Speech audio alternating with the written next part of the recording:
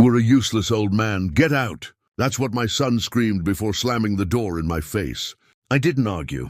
I just left. But a week later he showed up on my porch, eyes red, hands shaking, begging for help.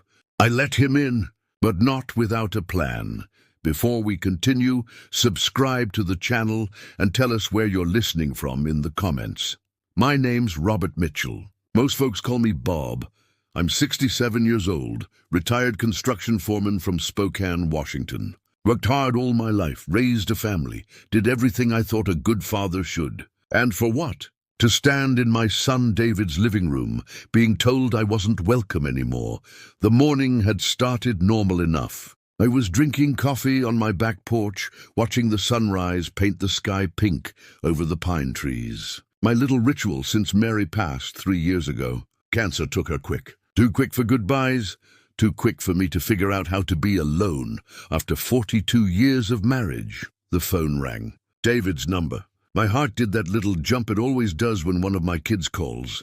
"Dad? Can you come over? Need to talk about something." His voice sounded tight, controlled. Should have been my first warning. I drove across town to the house I helped him buy. Down payment came from Mary's life insurance. She'd have wanted that. Family first, always. The house was too big for them, if you ask me. David, his wife Jen, and their teenage son Tyler, rattling around in 4 bedrooms with a 3-car garage. But nobody asked me. When I arrived, David met me at the door. Didn't invite me in right away, which was strange. "Dad, we need to talk about your situation." My situation. I followed him into their fancy living room, the one with furniture nobody ever sits on. Jen and I have been discussing it. We think it's time you consider Sunny Pines. Sunny Pines, the retirement home on the edge of town, where people go to die surrounded by strangers playing bingo. "I'm doing fine in my house," I said, feeling my back stiffen. "Are you, though?" David crossed his arms. "You're forgetting things. Last week you called Tyler by my name twice, so I mixed up names. That means I need to be put away?" Jen appeared in the doorway, arms folded like her husband's. Tag team. "Bob, we're concerned. Living alone at your age. At my age." I laughed. "I'm 67, not 97. You leave the stove on," David cut in. "Mom's not there to check behind you anymore. That happened once. Once after Mary's funeral when I couldn't think straight. And frankly," Jen added, "we're worried about your finances. How long before you get scammed or forget to pay bills?" The conversation spiraled from there. Every minor mistake I'd made since Mary died was suddenly evidence I couldn't take care of myself. Every time I'd asked for help with my computer or needed a ride when my car was in the shop became proof I was dependent. But that wasn't what this was really about. I knew it when David mentioned my house. "It's too big for just you, Dad. If you sold it, you'd have plenty to cover Sunny Pines for years." It's the sensible thing, my house. The one Mary and I bought when David was just a baby. The one I'd paid off 15 years ago. The one with Mary's garden out back that I still maintained, even though my knees protested every time I knelt to pull weeds. "I'm not selling my house," I said flatly. David's face hardened. "This isn't a request, Dad. We've already talked to Sunny Pines. They have an opening next month."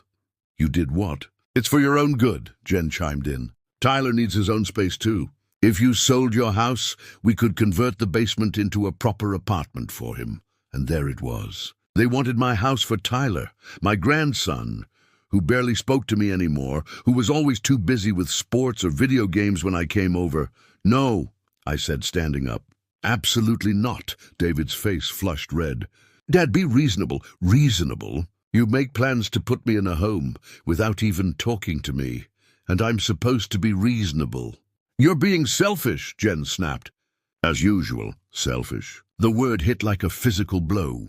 Selfish.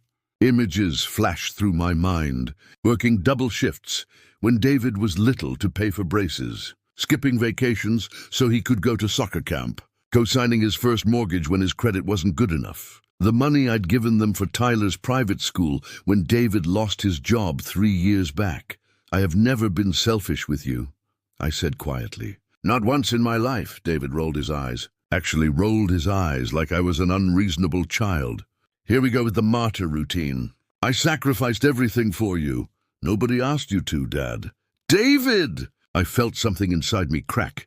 I am your father, and I'm a grown man making decisions for my family, he shouted. This house could give Tyler a future, but you're too stubborn to see it. That house is my home. It's just a house. Mom's gone, Dad. Holding on to it won't bring her back. My hands started shaking.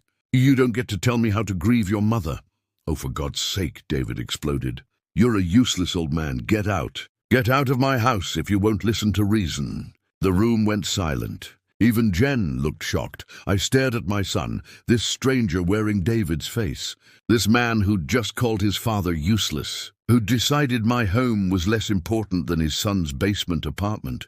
Without a word, I walked to the door. My legs felt strangely steady for a useless old man. Dad, David called after me, his voice suddenly uncertain. Dad, wait, I didn't look back. Just got in my car and drove home. For 3 days I didn't answer the phone. David called, left messages, each one more conciliatory than the last. Dad, I didn't mean it. Dad, I was frustrated. Dad, please call me back. I sat in Mary's garden instead, talking to her like I often did. What did we do wrong, Mary? Where did we lose him? On the 4th day, I called my old friend Jack, a retired attorney. I want to change my will, I told him. You sure about this, Bob? He asked when I explained what I wanted. More sure than I've been about anything in a long time, I spent the next few days putting my affairs in order. Got my medical directives updated, contacted the bank about my accounts, organized all the paperwork in neat folders. If David thought I was slipping, I'd show him just how sharp I still was. A week passed. No more calls from David, fine by me. I needed the quiet to think, to plan. Then came the knock on my door. Sunday evening, just as I was finishing dinner. 1 plate, 1 glass. The rhythm of living alone. David stood on my porch, looking terrible. Unshaved, dark circles under his eyes, clothes wrinkled. Dad, he said, his voice breaking. I need your help. I didn't invite him in right away. Let him stand there a moment. What kind of help? Can I come in, please? I stepped aside. He walked past me into the living room, the house he'd grown up in, the home he'd told me to abandon. I've been fired, he blurted out, collapsing onto the couch. The company's downsizing. 20 years and they just cut me loose. I sat in my recliner across from him. Mary's voice in my head. Don't gloat, Robert. It's not becoming. I'm sorry to hear that, I said, and meant it. No father wants to see his child struggle. It gets worse, David continued, rubbing his face. The severance package is a joke. 6 weeks' pay. We've got the mortgage, Tyler's tuition, Jen's car payment. He looked up at me, desperation in his eyes. Dad, I need a loan, just until I find something new. How much? 30,000 would cover us for a few months. I didn't respond immediately. Just looked at him, this son of mine who'd called me useless a week ago. Dad, I know what you're thinking. What I said, I was wrong, so wrong. I was stressed about money, about the future. Taking it out on you was unforgivable. Was it just stress, David? Or do you really think I'm a useless old man? He flinched. I don't think that. I never did. It was a horrible thing to say. But you do think my house would be better used for Tyler's apartment. His eyes dropped. That was Jen's idea mostly. And you went along with it. I shouldn't have. He leaned forward. Dad, I'm begging you. Help me out of this hole and I swear I'll make it right. I studied my son's face. The little boy I'd taught to ride a bike. The teenager who'd rebelled and broken my heart before finding his way back. The man who'd held my hand at Mary's funeral. I'll help you, I said finally. Relief flooded his features. Thank you. Dad, I held up my hand. But we're going to do this properly.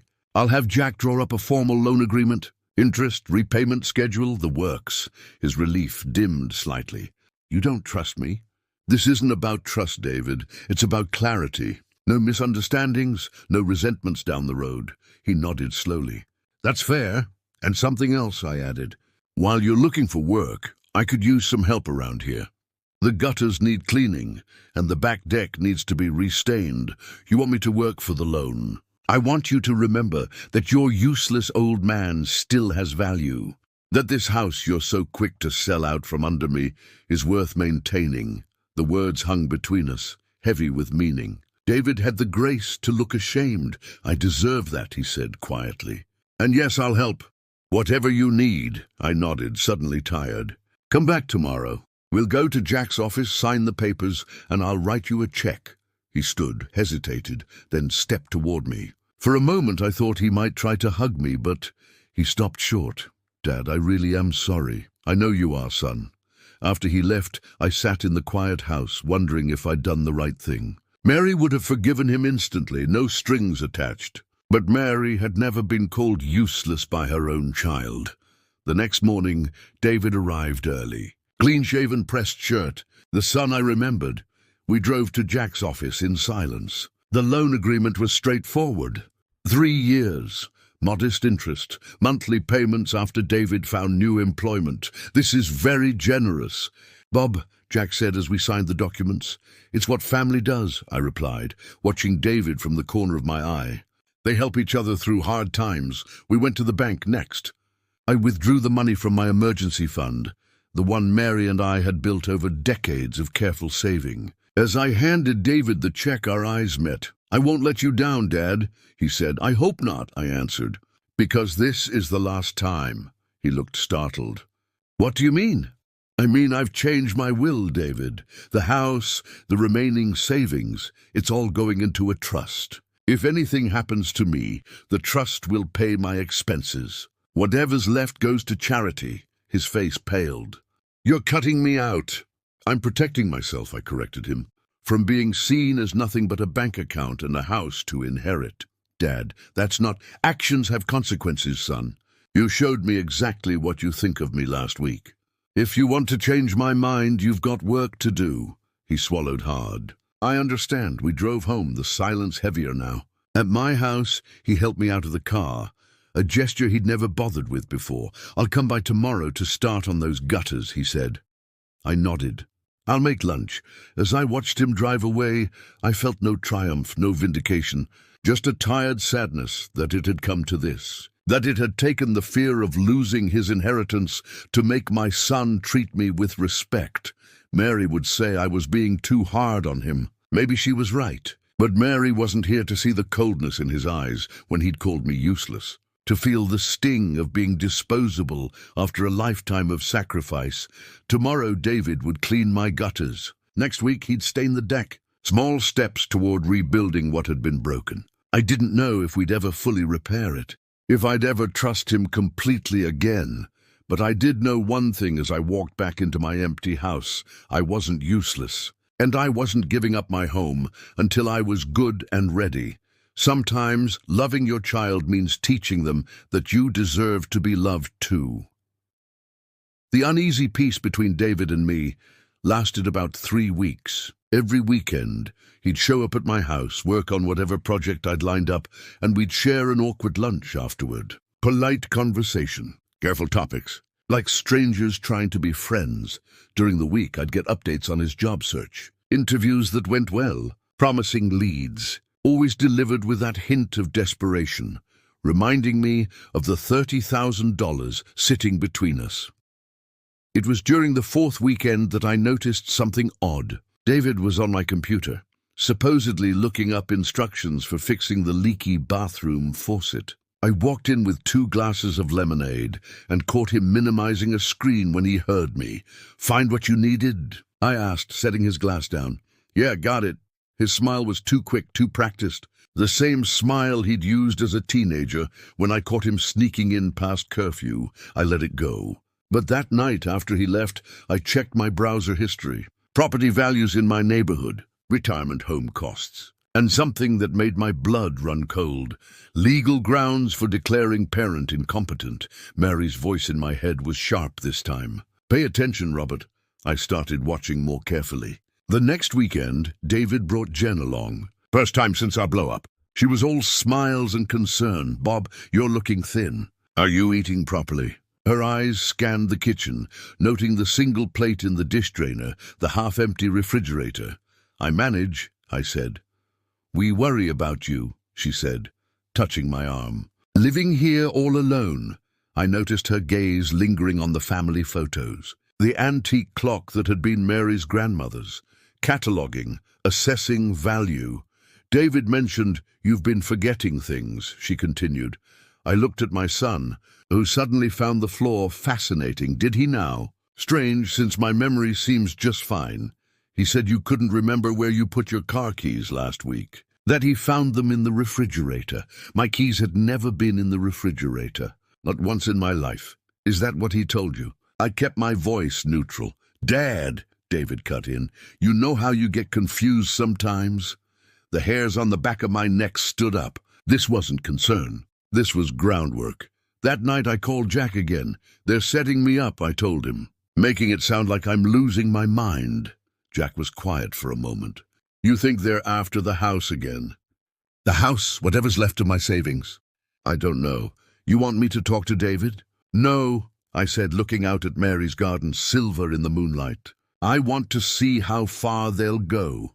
Over the next month, I started keeping a journal. Every conversation with David or Jen, documented. Every supposed memory lapse they mentioned, recorded with the actual facts. I installed a small camera in my living room, something my buddy Tom from the police department helped me with. Legal in my own home, he assured me.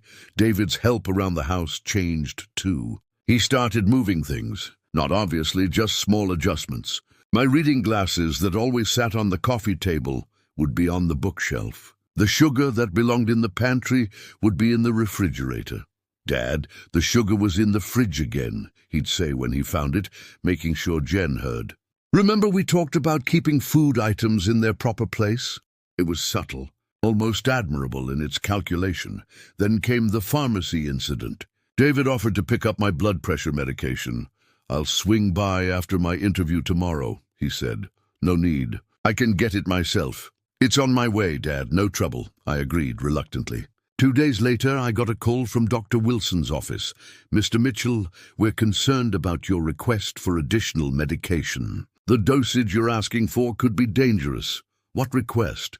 Your son came in yesterday, said you were confused about your dosage and taking too many pills. He wanted us to reduce the prescription to prevent accidents. My hand tightened on the phone. I never authorized him to discuss my medication. Silence on the other end. Then, Mr. Mitchell, he showed us a healthcare proxy document. Said you signed it last month. I never signed any healthcare proxy, never. I drove straight to Dr. Wilson's office and asked to see this document. The signature looked like mine, close enough to fool someone who didn't know better. But it wasn't mine. I want copies of everything in my file, I told the receptionist. And I want it noted that my son has no authority to access my medical information. None. I changed pharmacies the next day. Didn't tell David. The following weekend, he showed up with a plate of Jen's lasagna. Thought you might like a home-cooked meal, he said, bustling into my kitchen like he owned it. You're looking tired, Dad. Not sleeping well? I sleep fine. He opened my refrigerator, frowning at the contents. You're not eating properly. Maybe we should set up meal delivery. I can feed myself, David, he sighed. That put upon sound I'd come to hate. Dad, there's no shame in accepting help. Mom would want you to be taken care of. Don't tell me what your mother would want. The words came out sharper than I intended. David held up his hands. I'm just concerned. That's all. That night after he left, I found 3 of my bills moved from my desk to the trash can. Phone bill, electric bill, property tax notice. All marked due, all nearly buried under coffee grounds and eggshells. The camera caught him doing it. His face calm and purposeful as he slid the papers under the breakfast garbage. I pulled the bills out, cleaned them off, and paid them immediately online. Then I sent copies of the video to Jack with instructions to hold on to them. 2 could play at this game. I started telling David I'd already taken my medication when he asked, then took it after he left. I made a show of misplacing my glasses, then found them right where I'd actually left them. Small performances to feed his narrative while I documented the truth. 6 weeks into this charade, David brought up Sunny Pines again. Casual, over lunch. You know, I drove by there yesterday. They've renovated the East Wing. All new apartments with kitchenettes. Much nicer than before. Is that so? I sipped my coffee. One of the administrators recognized me. Asked how you were doing. Said they're still holding that spot for you. I set my cup down carefully. That's thoughtful of them. It's not too late, Dad. We could take a tour next week. I'm perfectly happy here. He leaned forward. Dad, be honest. This place is too much for you now. The yard work, the maintenance, and it's so isolated. What if you fell? Who would help you? I have neighbors, friends who check on me. It's not the same as professional care. He reached for my hand, a gesture that should have been comforting, but felt calculated. I promised Mom I'd make sure you were taken care of. The mention of Mary felt like a desecration. She would have seen through this in an instant. Your mother knew I could take care of myself, I said, pulling my hand away. And she'd never ask me to leave our home. David's eyes hardened for just a second before the mask of concern slipped back into place. Just think about it. That's all I'm asking. The next day I woke up feeling off, dizzy, nauseous, my vision blurry around the edges. I made it to the bathroom before throwing up, my body shaking with chills. Food poisoning, I thought. The lasagna! But I'd barely touched it, finding it too salty for my taste. I managed to call Tom, my police friend. Something's wrong, I told him, my words slurring. Need help. That's the last thing I remember before waking up in the hospital, tubes and wires connecting me to beeping machines. Mr. Mitchell, can you hear me? A doctor stood over me, a young woman with kind eyes and a worried expression. What happened? My voice sounded like it was coming through gravel. You had a severe hypoglycemic episode. Your blood sugar dropped dangerously low. Do you have diabetes, Mr. Mitchell? No. Any new medications recently? I tried to focus, just my blood pressure pills. But I got them from a different pharmacy last week. She frowned. We found an unusually high level of insulin in your system. If your friend hadn't found you when he did, the room seemed to tilt. Insulin. I don't take insulin. The lasagna. Too salty, disguising another taste. Where's my son? I asked. In the waiting room. He's been very concerned. Arrived right after the ambulance. Don't let him in. And don't tell him what you just told me. Her frown deepened. Mr. Mitchell, please. It's important. She studied my face, something in my expression convincing her. I'll need to speak with hospital security if you're suggesting. I am, I said, and I need to call my lawyer. Jack arrived within the hour, grim-faced and carrying a legal pad. Dr. Chen, that was her name, joined us, along with a hospital administrator and a police detective Tom had called.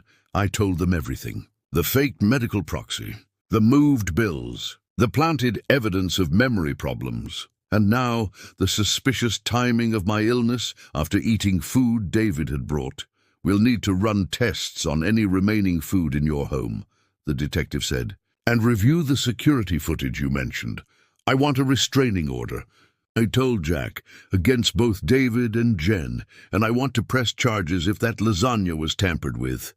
Bob, Jack said carefully, this is your son we're talking about.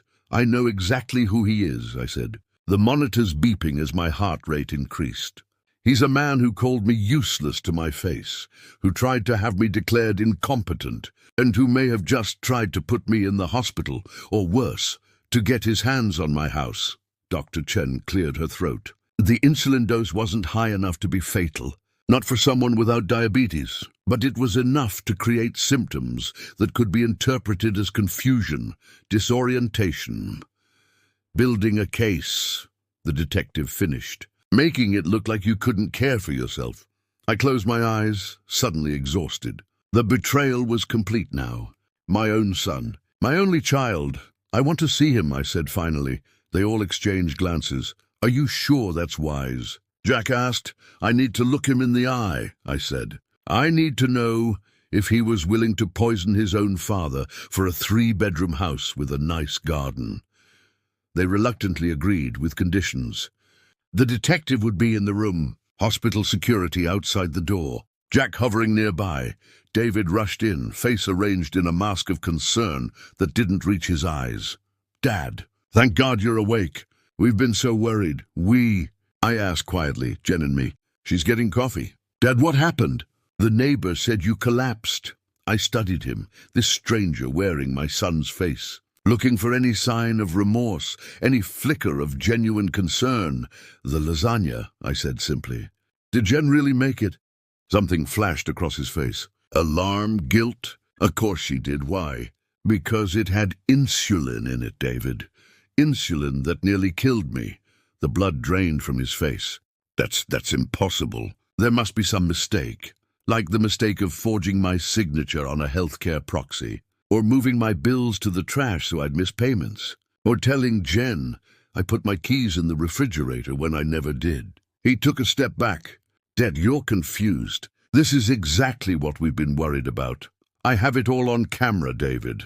My voice was steady, even as my heart broke. Every conversation, every moved object, every lie, the detective stepped forward. Mr. Mitchell, we'll need you to come down to the station to answer some questions. David's face contorted, the mask finally slipping to reveal the ugly truth beneath. This is ridiculous. My father is clearly having some kind of breakdown. He needs psychiatric evaluation, not police involvement. What I need, I said, is for you to get out of my hospital room, out of my house, and out of my life. Dad, the house was never going to be yours, David. Not after what you said to me. Not after you tried to throw me away like garbage. But I never thought you'd go this far. He looked around wildly, seeing the faces watching him, the judgment in their eyes. The carefully constructed image of the concerned son crumbled completely. You don't understand, he hissed. That house is wasted on you. Just sitting there, all that equity, while Tyler needs a basement apartment. I finished. Yes, I remember. Apparently it's worth poisoning your father for. The detective took David's arm. Sir, we need to go. As they led him away, he looked back at me, his expression a mix of anger and something that might have been shame. I was trying to help you, he called out. You're not capable of living alone anymore. The door closed behind them, leaving me in silence, broken only by the steady beep of monitors. Jack approached my bed, his weathered face solemn. Bob, I'm so sorry. I nodded, unable to speak past the lump in my throat. What do you want to do next? He asked gently. What did I want? To turn back time. To have my son be the man I thought I'd raised. To have Mary beside me, helping me understand how we'd gone so wrong. I want to go home, I said finally, to my house. And then I want to make sure David never comes near me again. Home to the empty rooms and the garden where Mary's roses still bloomed. Home to the life my son thought was worthless enough to steal from me, one fabricated memory lapse at a time. Dr. Chen squeezed my hand. We'll need to keep you for observation tonight. But if all goes well, you can go home tomorrow. Home. The word felt different now, heavier, lonelier, but still mine. As the others filed out, leaving me to rest, I stared at the ceiling and whispered to the wife who wasn't there to answer. Mary, what do I do now? The silence held no answers, but somewhere deep inside I knew. I would heal, I would protect myself, and somehow I would find a way forward without the son who had become my enemy. The next few weeks passed in a blur of police interviews, medical tests, and sleepless nights. I was released from the hospital after 2 days, but the betrayal followed me home like a shadow, darkening every corner of the house I'd fought so hard to keep. Laboratory tests confirmed what Dr. Chen had suspected. The lasagna contained insulin. Not enough to kill me outright, but sufficient to create symptoms that could be mistaken for dementia or stroke, especially in a man my age already showing signs of confusion. According to the narrative David had been carefully constructing, Detective Morales, a no-nonsense woman with tired eyes and quick intelligence, sat at my kitchen table, reviewing the evidence we'd gathered. The camera footage is damning, she said, tapping her notebook. Moving bills to the trash, rearranging your belongings, all while documenting what he's calling your episodes. And we have the falsified healthcare proxy. Will it be enough? I asked. She sighed. For charges of elderly exploitation and attempted medical abuse, yes. For attempted murder, that's trickier. His attorney will argue he wasn't trying to kill you, just create symptoms to support guardianship. Guardianship. The word tasted bitter. My own son wanted to have me declared incompetent so he could take my house. Unfortunately, Mr. Mitchell, we see this more often than you'd think. Family members who view elderly parents as obstacles to inheritance rather than people deserving dignity. After she left, I sat in Mary's garden, the late autumn sun warming my face despite the chill in the air. The roses were fading now, petals browning at the edges. Winter coming. I don't understand it, Mary, I said aloud. Our one-sided conversations had become more frequent since the hospital. Where did we go wrong with him? My phone rang, interrupting my thoughts. Jack's number. David's attorney called, he said without preamble. They want to make a deal. What kind of deal? If you drop the criminal charges, David will agree to a permanent restraining order.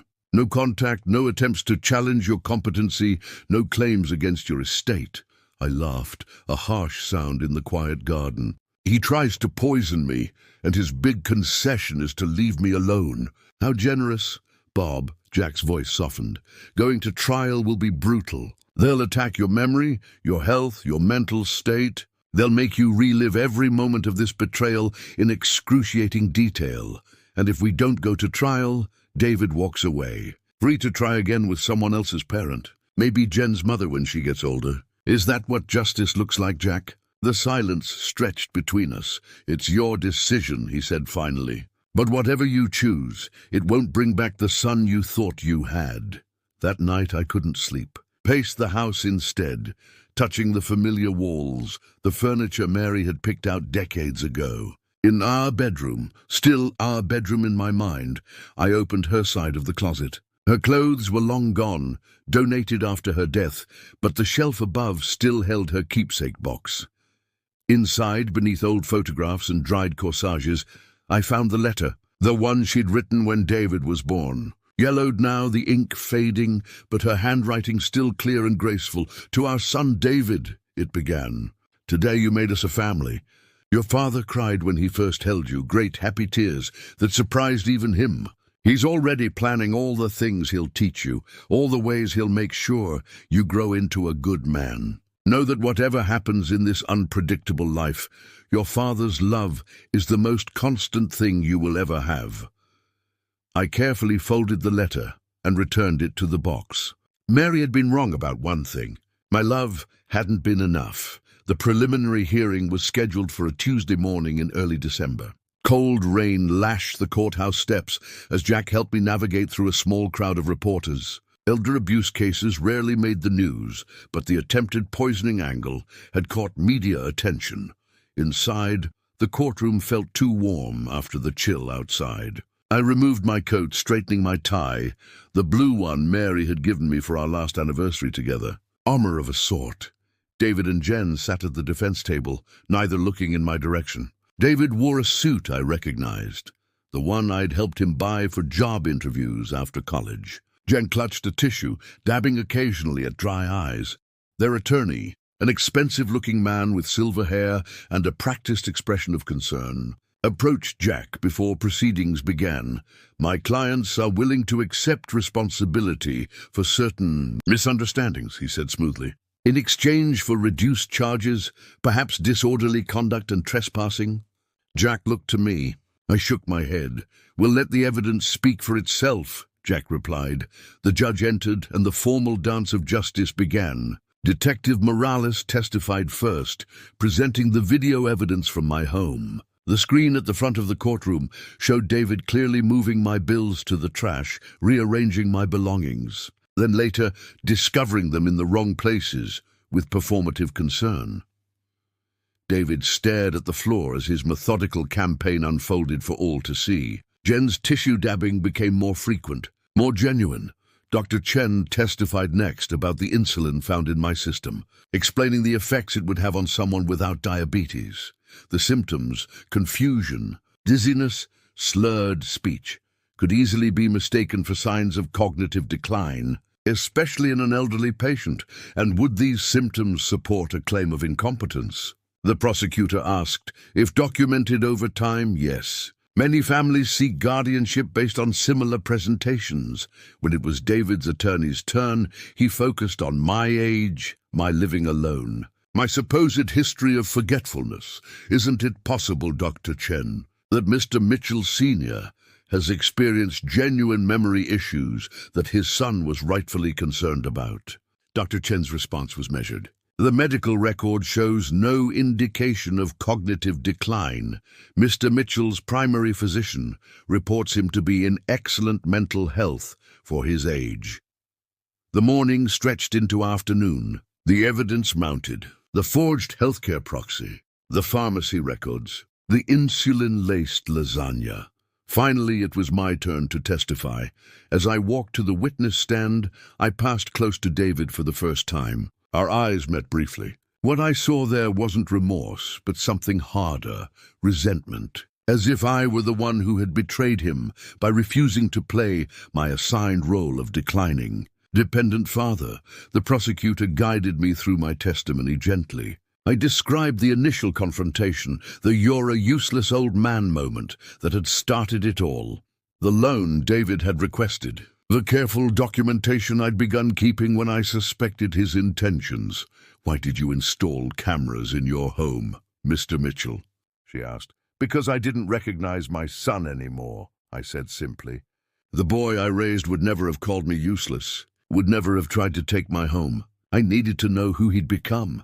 During cross-examination, David's attorney tried to paint me as paranoid, vindictive. "Isn't it true that you changed your will to disinherit your only son after a single argument?" "I changed my will to protect myself," I corrected. "And given what happened next, it was clearly necessary." By late afternoon, the judge had heard enough. There was sufficient evidence to proceed to trial on all charges. David would face criminal proceedings for elderly exploitation, forgery, and attempted medical abuse. Outside the courthouse, rain still fell. Jack held an umbrella over us as reporters called questions. "Mr. Mitchell, how does it feel to testify against your own son?" I stopped, turning to face the young woman who'd asked. "It feels like the hardest thing I've ever done," I answered honestly. "Harder than bearing my wife. Harder than raising a child alone when she was sick. Because those challenges came from outside. This one came from within my own family." The reporters fell quiet.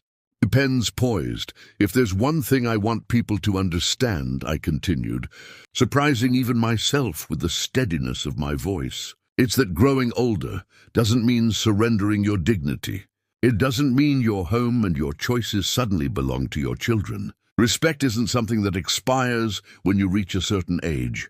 Later that evening, alone in my house, I poured a small glass of Mary's favorite sherry and sat in her garden despite the cold. The Christmas lights from neighboring homes cast colorful reflections on the wet flagstones.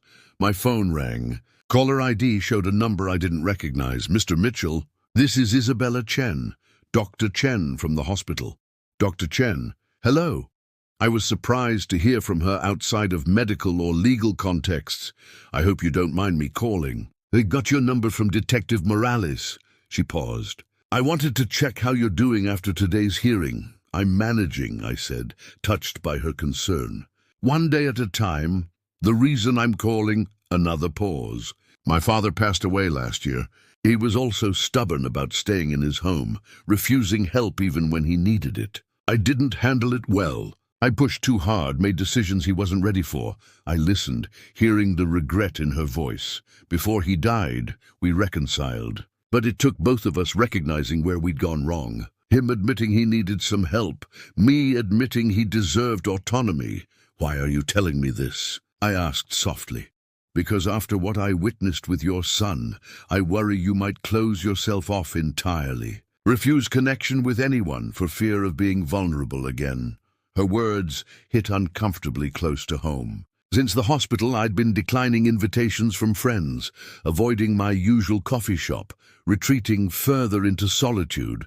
"What would you suggest, doctor?" My tone was more defensive than I intended. "There's a senior center near the hospital." "Not Sunny Pines," she added quickly. "Not a care facility. A community space. Book clubs, woodworking classes, volunteer opportunities. People who understand what it means to age with dignity. I don't need pity friendships. No, but you might need purpose." Her voice was gentle but firm. "And they need volunteers with construction experience to help with their building expansion." After we hung up, I sat with her words. Purpose. It had been a long time since I'd felt truly needed, truly useful. The trial was scheduled for February. 3 months away. 3 months of living with the knowledge that my only child had been willing to poison me for my house. 2 days later, I drove to the address Dr. Chen had given me. The Highland Community Center was housed in an old church building, its basement converted into a bright, welcoming space with mismatched furniture and walls covered in local artwork. A woman about my age greeted me at the door. Grey hair cut in a practical bob, laugh lines etched deeply around blue eyes. "You must be Bob," she said, extending her hand. "I'm Margaret. Dr. Chen mentioned you might stop by." "Construction background, right?" "Our roof is leaking in 3 places, and our regular handyman is out with hip surgery." No pity in her voice. No careful handling. Just one capable adult speaking to another. "I might be able to help with that," I said, feeling something loosen in my chest. A knot I hadn't realized was there. Over the next weeks, as Christmas approached and the trial date loomed, I found myself at Highland nearly every day. Fixing the roof led to rebuilding the back stairs, which led to designing an accessibility ramp for the side entrance. Margaret turned out to be a retired English teacher with a wicked sense of humor and no patience for self-pity, hers or anyone else's. She'd lost her husband to early-onset Alzheimer's and raised 2 daughters, alone while teaching full-time. "Hardest thing I ever did," she told me over coffee in the center's kitchen. "Not the single parenting or the caregiving, the letting go afterward, finding who Margaret was without being Carl's wife or the girl's mother." "I'm still working on that part," I admitted. "We all are, Bob. That's the secret no one tells you about aging. You never stop becoming yourself." When the trial finally came, I wasn't alone in the courtroom. Margaret sat behind me, along with 3 other friends from Highland. Dr. Chen came on her lunch break. Detective Morales and Tom attended when their schedules allowed. The proceedings were every bit as difficult as Jack had warned. David pleaded guilty to reduced charges of elderly exploitation and forgery, avoiding trial on the more serious poisoning allegation. He received probation, community service, and mandatory counseling. I requested no jail time. Not out of forgiveness, but because imprisonment wouldn't undo what had been broken between us. The judge added one condition I hadn't expected. David would volunteer at a senior advocacy center, learning about elder rights and dignity. "Perhaps in helping others," she said, fixing him with a stern gaze, "you might rediscover the respect you lost for your own father." Outside the courthouse, under a bright February sky, Margaret took my arm as reporters approached. "To comment today," I told them, feeling lighter than I had in months. "I'm having lunch with friends." As we walked toward the car, Margaret squeezed my arm gently. "You did well in there?" "I'm not sure what I did exactly," I admitted. "It doesn't feel like justice or closure or any of those things people talk about." "Maybe it's not supposed to," she replied. "Maybe it's just one step on a longer road."